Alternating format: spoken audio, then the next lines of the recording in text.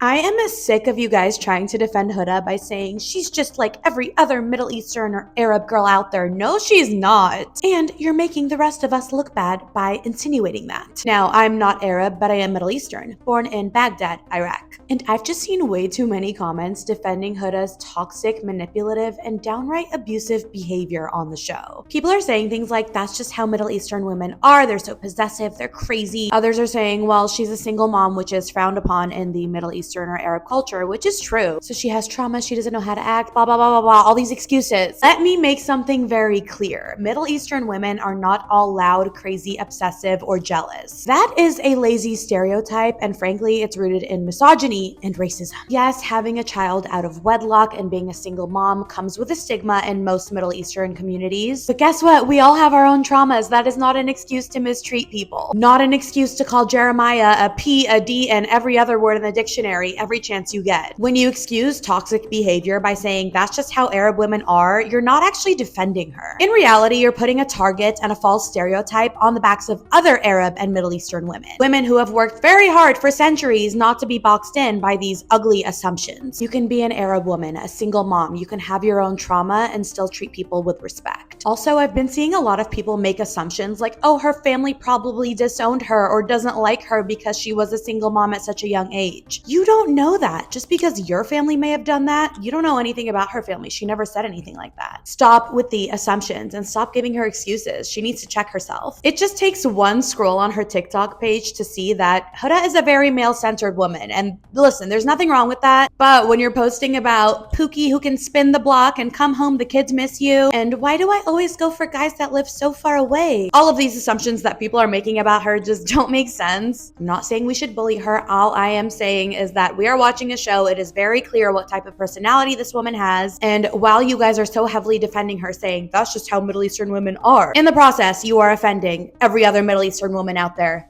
who's not like this. Just saying.